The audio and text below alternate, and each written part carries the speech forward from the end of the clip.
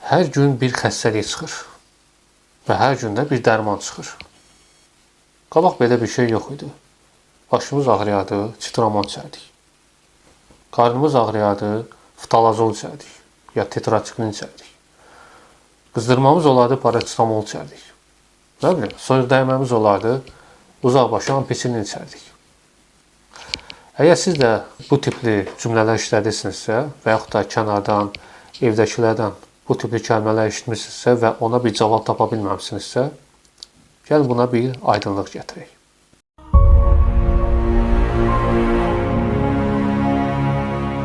Salam dostlar, Doktor Nemo kanalında təşəkkür xoş gördük. Mənim adım Elvindir. Bugünkü videoda mən daha çox aktual olmuş bir fikir haqqında danışmaq istəyirəm ki, bu fikir insanlarda yanlış təəssüratların yaranmasına və dərmanlar haqqında yanlış bilgilərə sahib olmasına gətirib çıxarır. Bu fikir də nədən ibarətdir?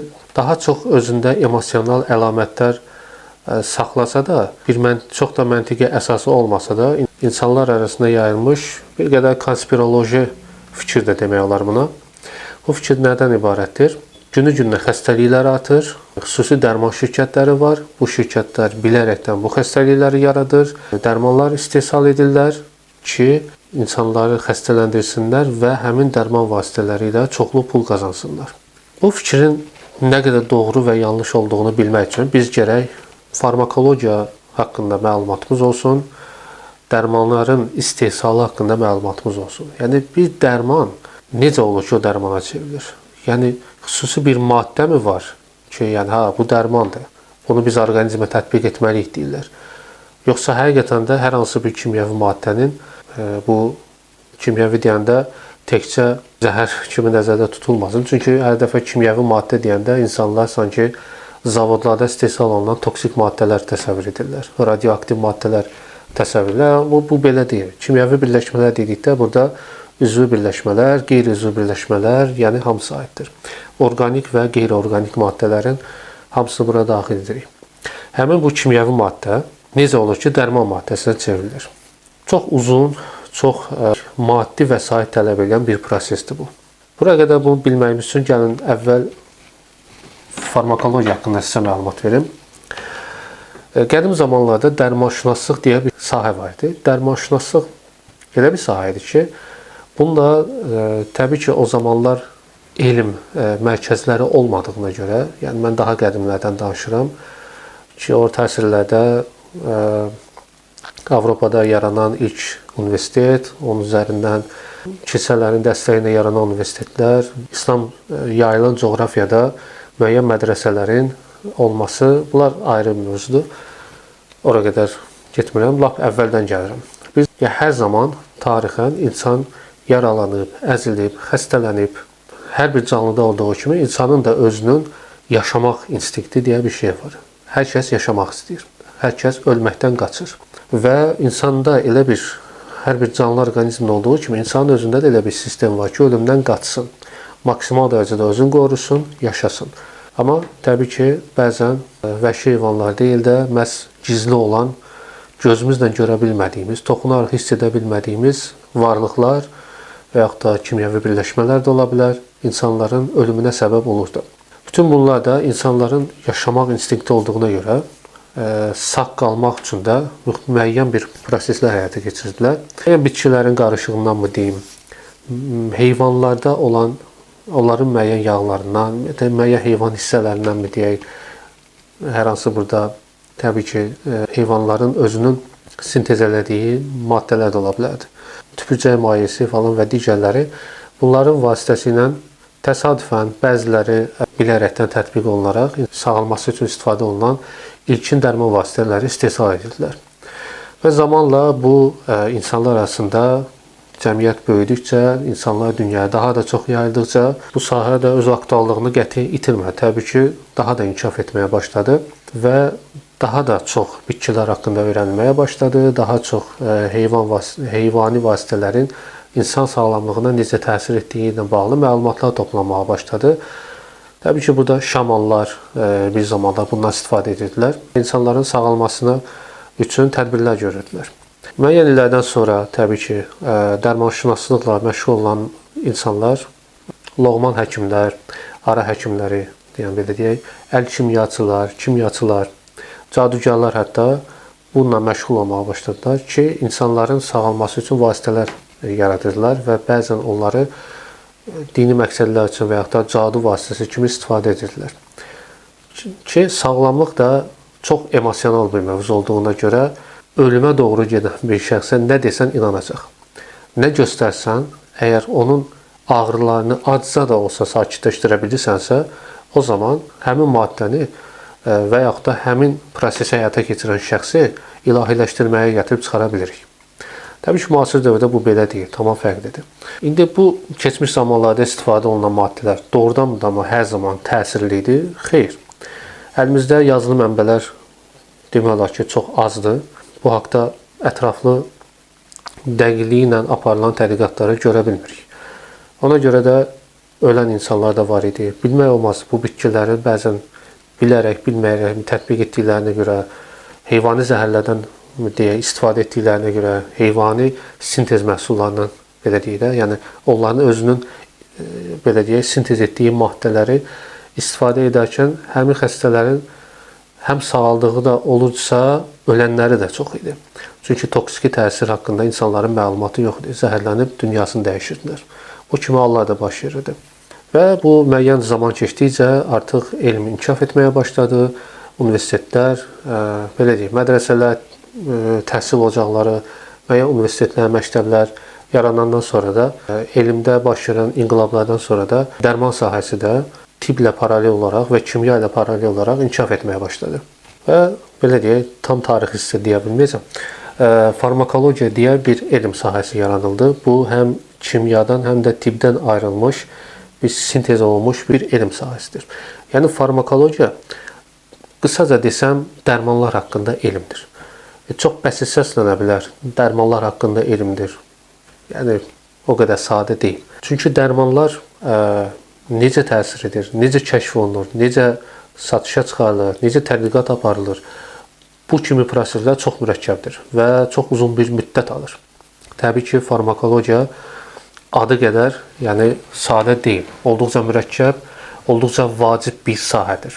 Farmakologiyanın ən mühüm məsələlərindən biri də yeni dərman istehsalıdır. Çünki insanların dediyi kimi artan xəstəliklər, bu fikrə gəlməmişdən öncə onu deyim ki, yəni artan xəstəliyə qədər olan bütün xəstəliklərin müalicə etmək üçün insanlar dərmanlar kəşf etməlidirlər, istehsal etməlidirlər ki, bu xəstəliklərin ən azından ölümcül təsirini aradan qaldırsınlar və yaxud da yaranmasının qarşısını alsınlar və yaxud da xəstəliyi tamamilə kəssinlər. Ki, bu sahədə müəyyən infeksiyon xəstəliklərdə, məsələn, çiçək xəstəliyinin demək olar ki, çox nadir hallarda, demək olar ki, dünyada rast gəlinmir. Çünki onun üçün bir vaksin hazırlanıb və bu vaksindən sonra heç kəs çiçək xəstəliyinə tutulmur. Elmin ən böyük nailiyyətlərindən biridir. Dediyim kimi, müasir farmakologiyanın ən mühüm məqsədlərindən biri də bioloji fəallığa malik olan müəyyən maddələrin farmakoloji təsirini tədqiq edərək yeni dərman maddələrini sintez etmək, kəşf etməkdir. İndi dərmanlar necə kəşf olunur? Yəni doğrudan da mı günə bir dərman istehsal olunur? Doğrudan da mı biz gözümüzü açırıq, səhər ayılırıq ki, artıq yeni dərman var? Xeyr, bu təbii ki, belə deyil. Apteklərə gedərkən sizin yeni tanış olduğunuz dərman adları hələ yeni dərman kəşf olunub demək deyil. Sizin aldıqlarınız dərmanlar hər hansı bir xam mal maddənin artıq uzun illər öncə kəşf olmuş bir maddənin yeni adlarla, buna generik adlar deyirlər, generik adlarla satışa çıxarılmasıdır. Və biz tibb sahəsinin adamları bunları bilirik. Amma bilməyən adamlar üçün o məhsul yenidir. Yeni olduğuna görə də avtomatik o insanda bir düşüncə formalaşır. Hər gün bir dərman istehsal olunur. Haqlıdır. Təbii ki, bilməyən bir insan bunu deməsi normal qəbul oluna bilər. Amma yəni bu fikri o demək deyil ki, belə də saxlamalıyıq. Buna aydınlıq gətirmək lazımdır. Bayaq dediyim kimi dərmanlar necə istehsal olunur? Necə olur ki, bir maddə dərmana çevrilir?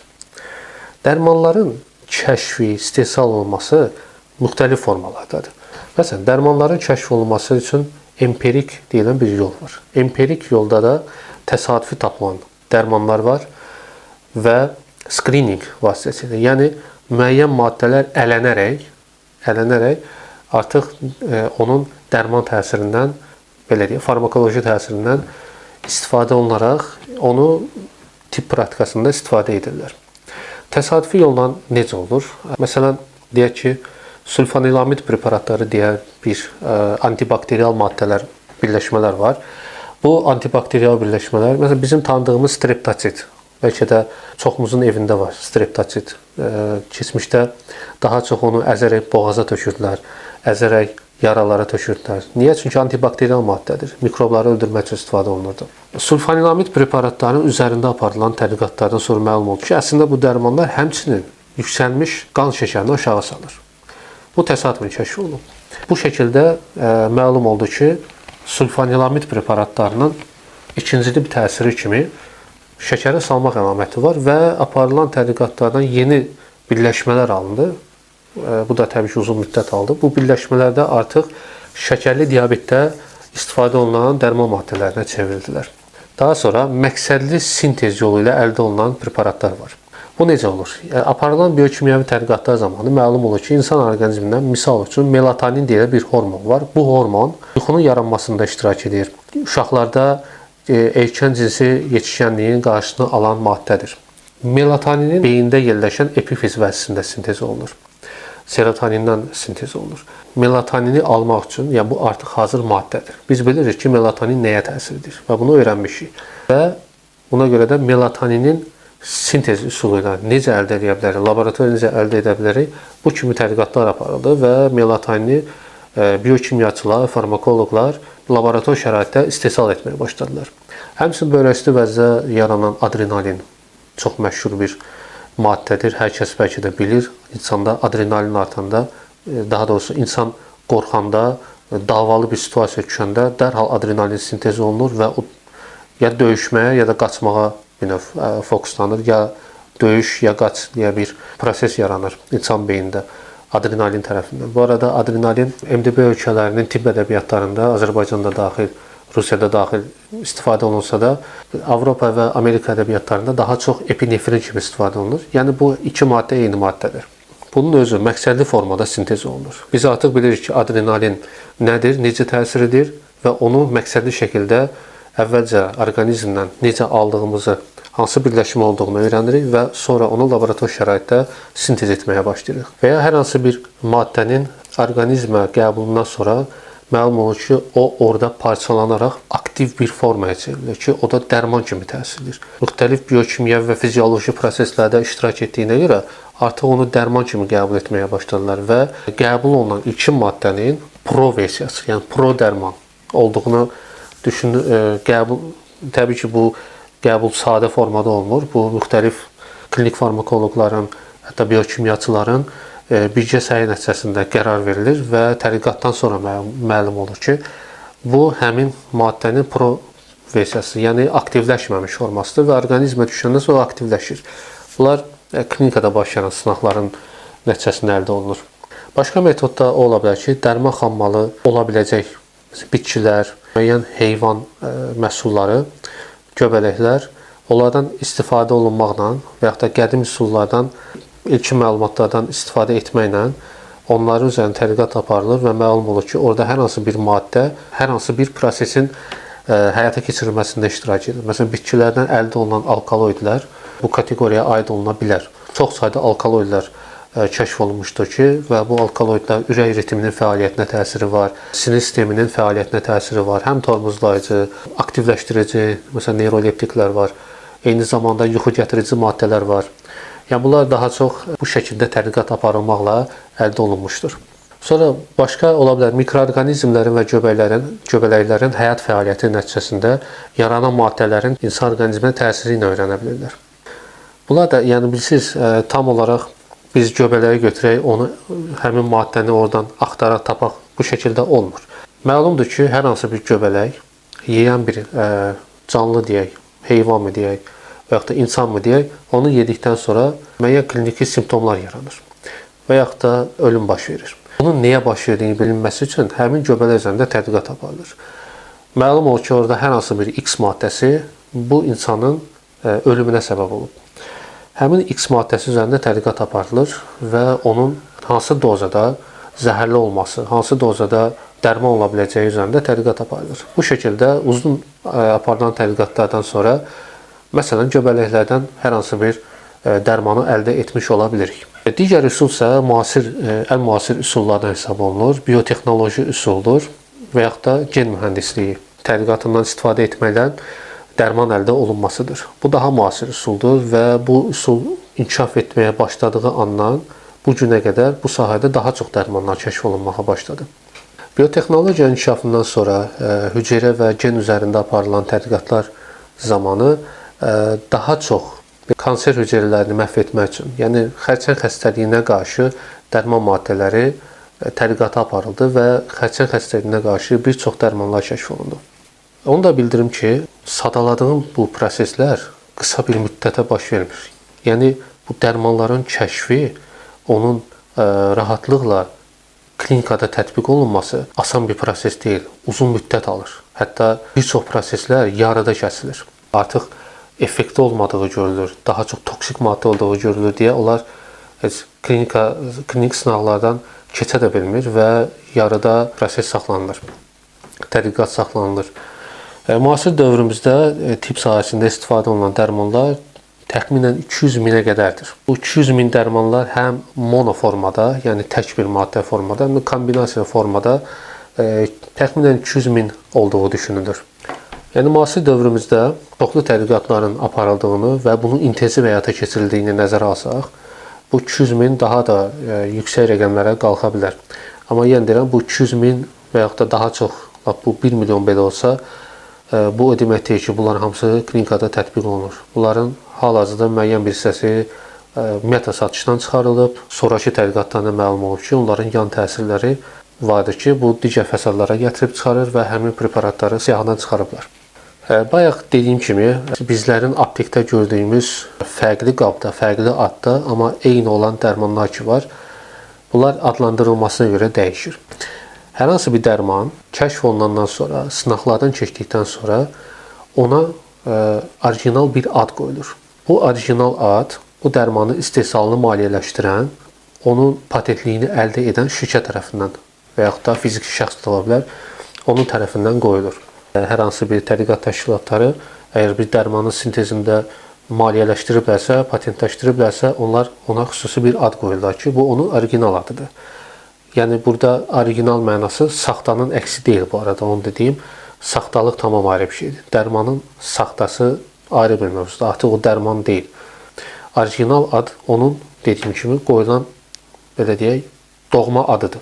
Və ondan sonra onun patentləşdirmə müddəti başa çatdıqdan sonra həmin dərman preparatı digər şirkətlər tərəfindən də istehsal olmağa başlayır və ona ikinci bir ad qoyulur. Buna generik ad deyirlər. Generik adda terminini ilk dəfə Amerikada işlətdilər, Amerika Birləşmiş Ştatlarında və bu ad artıq populyar bir, rəsmi bir ada çevrilib. Orijinal ad və generik ad. Yəni sizin apteklərdə gördüyünüz yüzlərlə dərmanın bir çoxsu hətta generikdir. Orada orijinal artıq azalıb. Məsələn, 5 adda orijinal dərman varsa, 10 dənə də onun generiki var. Və ya da bildirdiyim kimi, yeni dərman maddəsinin alınması çox çətin, uzun və yüksək maddi vəsait tələb edən, maliyyə vəsaiti tələb edən bir prosesdir. Bunu həyata keçirmək üçün alınan bir maddəni tədqiqat aparmaq istəyiriksə, bunu iki tip sınaqdan keçirmək lazımdır. Bunun biri klinikaya qədərki dövrdür. Ondan sonra ikinci mərhələ isə klinika dövrü sayılır. Yəni preklinika və klinika mərhələsi. Deyək ki, müxtəlif mənbələrdən bitki, heyvan mənşəli və yaxud da mineral maddələrdən götürülən hər hansı bir xammal maddədən biz bioloji aktiv olan, farmakoloji təsiri ola biləcək maddəni seçirik. Bu seçimdən sonra həmin maddəni laborator heyvanlar üzərində eksperiment edilir. Bu eksperimentdə təbii ki, mütəxəssislər həyata keçirilir. Burada da təyin olunan şeylər nədir? Bu ekspertin nəticəsində müəyyən olunur ki, hansısa bir maddə, X adlı bir maddə deyək, bu maddə, X maddəsi nə qədər toksikdir, nə qədər terapevtik təsiri var, hansı sahəyə daha çox təsir edir, orqan, sistem olaraq hansı sahəyə daha çox təsir edir, onun ölümcül dozası varmı? Bu tipli şeyləri müəyyən olunur və indeksləşdirilir. Bu indeksləşdirilmədən sonra əldə olunan məlumatlar protokollaşdırılıb sənədləşdirilir. Yəni bundan sonra burada seçilən bir neçə maddə, deyək ki 4 maddə seçilib, A, B, C, D maddələri seçilib və bu A, B, C, D-nin də hamısı götürülmür tədqiqata. Buradan da ən az toksik təsirə malik olan və farmakoloji aktivliyi ən çox olanı seçirlər və hansı orqana təsir etdiyini bilirlər, ondan sonra onu seçirlər. Seçiləndən sonra o protokollaşdırılır. Protokollaşdırılmada klinik farmakoloqlar tərəfindən həyata keçirilir və ona IND, yəni Investigational New Drug, İngiliscə termindir, tədqiqat olunan yeni dərman, belə bir ad qoyulur ona. Və ondan sonra həmin maddə kliniki tədqiqat üçün müəyyən qurumlara göndərilir. Bu da hər bir ölkədə müxtəlifdir. Belə deyək də, dünya tibb arenasında böyük söz sahibi olanlardan biri Amerika Birləşmiş Ştatlarıdır, bilirsiniz. Amerika Birləşmiş Ştatlarında FDA deyə bir dövlət qurumu var. Ora həmin protokollar göndərilir. Food and Drug Administration, qida və dərman administrasiyası. Bu dediyim kimi müxtəlif ölkələrdə müxtəlifdir təbii ki. Məsələn, Böyük Britaniyada da var, Avstraliyada da var, Yaponiyada var, Çində var, Avropada var ki, bu Avropa İqtisadi Birliyinə daxil olan ölkələrin qəbul etdiyi bir qurumdur. AMA yazılır, yəni European Medicines Agency. Göndərilən bu sənəddən də sonra orada olan səlahiyyətli şəxslər hüquqi baxımdan ona müəyyən bir hüquqi dəyər verirlər. Ondan sonra burada elmi tədqiqatçılar olur. Onların rəyi əsasında həmin maddənin yeni bir mərhələ, yəni kliniki sınağa keçməsi üçün bir məlumat dərc olunur. Belə deyək, bu həmin qurumların saytlarında da ola bilər, tibbi jurnallarda da ola bilər, haqqda məlumatlar verilir və artıq onun üçün sponsorlar təyin olunur. Bu sponsorlar da müxtəlif dərman şirkətləri ola bilər. Təbii ki, burada böyük büdcədən söhbət getdiyinə görə böyük dərman şirkətlərindən və yaxud da fiziki şəxslər, təşkilatlar ola bilər ki, hansı ki milyardlara sahibdir təbii ki. Onlar pul ayrılırlar. Bu pul ayrılmadan sonra həmin dərman maddəsi kliniki sınağa keçirilir. Bu kliniki sınaqda 4 mərhələdən ibarətdir. Birinci mərhələdə daha az sayda insan seçilir. 20 ilə 100 arasında bir insan seçilir, insanlar seçilir. Bu insanlar da könüllü şəxslərdir ki, onlar da rəsmi surətdə razılıq əldə edirlər və razılıqdan sonra bu sınaqlara girirlər. Bu mərhələdə həmin IND dediyimiz dərmanın dozalanması və dozalanmanın artmasına qarşı orqanizmin göstərdiyi reaksiya öyrənilir. Bu kimi tədqiqat aparılır. Təxminən 3 dərmandan biri bu sınaqdan keçə bilmir. Yəni bu mərhələdə nə olur? Həmin dərmanın farmakokinetik xüsusiyyətləri öyrənilir. Onun sovrulması, onun yayılması, qan dövranı vasitəsilə yayılması, onun maddələr mübadiləsinə uğraması, eyni zamanda eliminasiyası öyrənilir. Bu mərhələ də klinik farmakoloqlar tərəfindən həyata keçirilir. Deməli, klinik sınaqların birinci mərhələsi böyük maddi vəsait tələb edir. Bu zaman həmin gələn könüllü şəxslərə kifayət qədər məbləğ ödənilir. Həmin tədqiqatçılara kifayət qədər pul ödənilir. Burada müəyyən reagentlər alınmalıdır. Bir sıra proseslər həyata keçirildiyinə görə burada kifayət qədər pul vəsaiti istifadə olunur.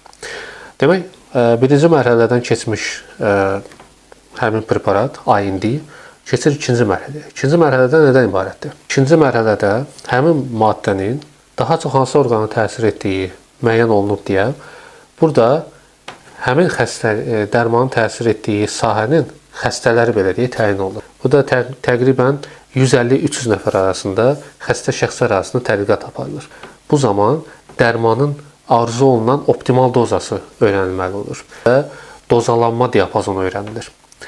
Burada öncə xəstələri plasebo sınağından keçirirlər. Plasebo sınağı da nədir? Plasebo effekti deyə bir şey var. Plasebo effekti budur ki, insan beynində belə bir mexanizm var ki, o öz-özünü sağaldır. Əslində sağaltmır, təbii ki, psixoloji onu inandırır ki, ağrıları gedir, o zaman halsızlığı aradan gedir və s. kimi şeylər var.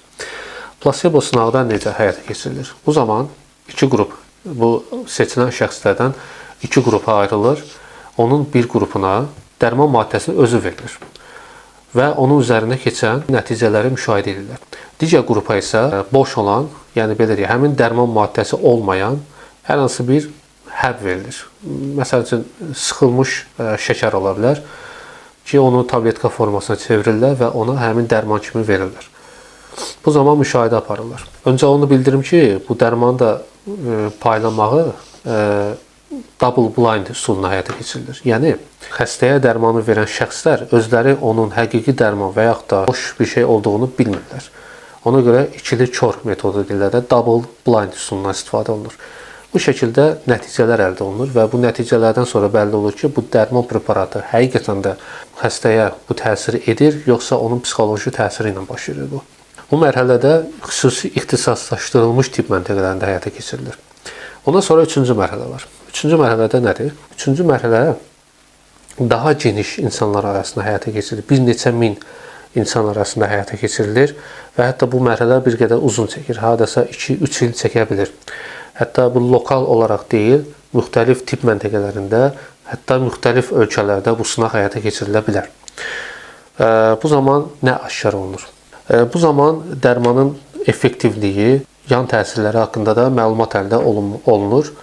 Burada yarana biləcək allergik reaksiyalar, ikincili təsirlər, bu kimi şeylər öyrənilir. Həmçinin burada həmin maddənin, bu AND-nin aid olduğu kimyəvi qrupda dərmanlar varsa, o dərmanlarla müqayisə aparılır ki, təsir effekti nə cür fərqlənir. O da əskiklikləri və artıqlıqları müəyyən edib, onları məlumatlarını toplayırlar.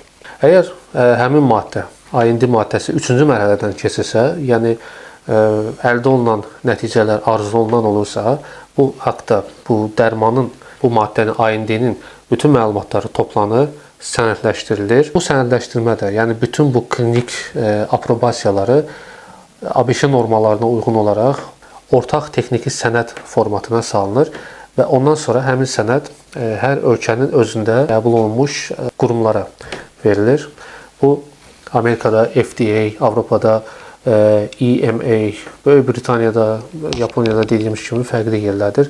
Məsələn, Azərbaycanda da bu Səhiyyə Nazirliyinin tabeliyində olan Farmakoloji və Farmakopiya Ekspert Şurasına təqdim edilir ki, bu dərman maddəsi üçün, bu AND üçün lisenziya əldə olunsun. Və bu Ekspertlər Şurası da nəticələrə baxdıqdan sonra, bizim ölkədə bunu təbii ki, nazirin təsdiqindən sonra onu lisenziya əldə edir.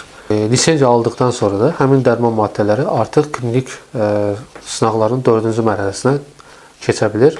Amma burada isə artıq həmin dərman maddəsinin istehsalatına icazə verilir və tam da geniş olmasa da müəyyən bir lokal şəraitlərdə rahatlıqla istifadə oluna bilir. Klinik sınaqların dediyim kimi 4-cü mərhələsində daha çox əhali arasında, təxminən 10 minlərlə əhali arasında sınaq həyata keçirilir. Burada həmin dərman rahatlıqla artıq satışa çıxdığına görə həkim klinisistlər tərəfindən təyin olunandan sonra burada həmin dərmanın tədqiqatı davam edir və onun xəstəyə necə təsir etdiyini də daha geniş əhali arasında həyata keçirildiyinə görə və eyni zamanda uzun müddət aldığına görə burada həmin məlumatlar toplanır ki, əlavə gecikmiş təsirlər də ola bilər ki, bunda nəzərə ala bilək. Bu 4-cü mərhələdə uzun müddət alsa da, bunun maliyyə hissəsi təbii ki var, ekonomik tərəfi var ki, bunu da həyata keçirən, bu sınaqları başladan təşkilatlar və yaxud da şirkətlər üzərinə düşür. Bütün maliyyə hesabatlarında bunlar öz üzərinə götürürlər. Nəzərə almaq lazımdır ki, bu 4-cü mərhələ artıq bitmiş sayılmır. Ondan sonra da tədqiqatlar aparılır və tədqiqatlar da hər zaman davam edir. Dərman preparatı nə qədər rahatlıqla biz əldə edə bilsək də, yenə də onlar haqqında məlumatlar toplanılır. Toplanılır ki, dediyim kimi uzun müddətli gecikmiş fəsadlar ola bilər ki, bu fəsadlar özünü 10 illər sonra göstərə bilər və bunlar da qeydə alınmalıdır. Əgər bu həqiqətən də böyük bir problemə gətirib çıxarırsa, məsələn, bir preparatın uzun müddət təyini onkoloji problemlərə gətirib çıxarırsa, gələcəkdə onun siyahıdan çıxarılmaq kimi səbəb ola bilər. 3-cü mərhələdən keçən AND dediyimiz həmin bu dərman preparatı da patent əldə edir. Bu patent də əksər ölkələrdə 20 ilə qədərdir. Uzun müddət olmasına baxmayaraq, tədqiqatlar uzun müddət həyata keçirildiyinə görə bu 20 il çox da uzun müddət sayılmaz. İlk gündən etibarən hesablanır bu. ilk klinik sınaqlardan bəri hesablanır. Ora buraxılan bütün maliyyə hesabatları şirkət tərəfindən, müəyyən şirkətlər tərəfindən ödənildiyinə görə bu patentləşmə 20 il qədər həyata keçirilə bilər. Bəzən güzəştli olaraq 5 ildə əlavə patent müddəti verilə bilər və bu patent zamanı həmin dərmana şirkət tərəfindən orijinal bir ad qoyulur. Bu adı da yalnız həmin şirkət istifadə edə bilir. Patent əldə edən bu şirkət dərmanı da yalnız özü istehsal edə bilir. Qanuni olaraq, hüquqi baxımdan yalnız onlara məxsusdur. Artıq 20 və yaxud da 25 il müddət keçəndən sonra onu digər şirkətlər də həmin dərmanın alınma reseptindən istifadə etməklə bu dərmanı özləri də istehsal edə bilərlər ki, buna da artıq generik adlar qoyulur. Orijinal ad qoyulmur, generik adlar qoyulur. Dərman maddəsi eynidir. Sadəcə patent bitdiyinə görə bunun generikləri istehsal olunmağa başlayır. Bu patentin bu qədər verilmə səbəblərindən biri də əsas bu maliyyə hesabatlarını bağlamaq üçün həyata keçirilir. Yəni yoldaşlar, göründüyü kimi dərman maddəsinin alınması, həyata keçirilməsi olduqca çətin prosesdir. Həmçinin çox maliyyə vəsait tələb edən bir prosesdir. Yəni siz təsəvvür edin ki, nə qədər dərman preparatı yarıda sınaqdan keçə bilmir və nə qədər maliyyə vəsaitləri batmış olur. Həmçinin müəyyən könüllülər üzərində test aparıldığı zaman burada da ölümlər də baş verə bilir. Yəni bu ölümün özü də can fədasıdır, bilirsiniz. Yeni dərmanın yaranması üçün müəyyən ortada insan həyatı da qurban getmiş ola bilər. Ki biz sınaqlardan keçmiş bir sıra vasitələrə görə eyni zamanda bu dünyasını dəyişmiş könüllü şəxslərə də borcluyuq. Dərmanlar boşuna istehsal olunmur ki, məhz bizdən pul qazansınlar. Təbii ki, pul qazanma metodları var burada. Aldatmalar olur. Bu danılmaz bir faktdır. İnsan ta ilk gündən, yarandığı gündən bu günə kimi aldatma, hiyləgərlik hər zaman var. Onun üçün biz nə etməliyik? Biz göz açıq olmalıyıq, məlumatlı olmalıyıq, maariflənməliyik bu barədə ki, biz də aldanmayaq, daha dəqiq məlumatlar əldə edək, saxta məlumatlardan qaçaq. Başa düşürəm, bugünkü dövrdə informasiya olduqca geniş yayılıb. Sadəcə olaraq biz daha çox filtr etməyə bacarmalıyıq. Müasir dövrdə yeni tədqiqat üsulları olduğuna görə, bu biotexnoloji üsul yaranıb inkişaf etdiyinə görə hal-hazırda təxminən 10.000 dərmandan, maddədən 5-7-si praktik istifadə olunur. Onu da bildirim ki, bir dərman maddəsinin alınması, onun tətbiq olunması, sınaqdan keçirilməsi, sonra aptek sistemlərinə daxil edilməsi təxminən 12-15 il müddət aparır. 12-15 il müddət aparır. Və burada istifadə olunan maliyyə vəsaiti 500 milyona qədərdir. Bəzən az, bəzən çox ola bilər. Göründüyü kimi dərman maddəsinin alınması olduqca bahalı bir prosesdir. Yəni yoldaşlar, düşünürəm ki, bu izah elədiyim fikir həmin bu konspiroloji, emosional düşüncəyə bir cavab olar və dinləyən şəxslər də bundan faydalanmış olar. İstərdim ki, daha diqqətli olaq, hər şey emosional reaksiya verməyək və dərindən öyrənib, tədqiq edərək, hətta əhalini məlumatlandırmağa da bir vasitəçi olaq.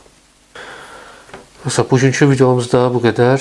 Hesab edirəm ki, bu da faydalı oldu. Əgər daha da yeni məlumatlar verməyimi istəyirsinizsə, dəstəyinizi əsirgəməyin. Yəni, kanala abunə olun, şərh bölməsinə şərh yazın, like qoyun, imkan varsa paylaşın. Gələcəkdə daha da dərin mövzulara girməyi düşünürəm. Yəni, təbii ki, mövzu bitmir. Mövzu hər zaman var və yeni mövzularda mən gələcək videolarda da qarşınızda olacağam. İndi isə bu qədər. Sağ olun, sağlam olun, özünüzdən hər zaman müğayət olun.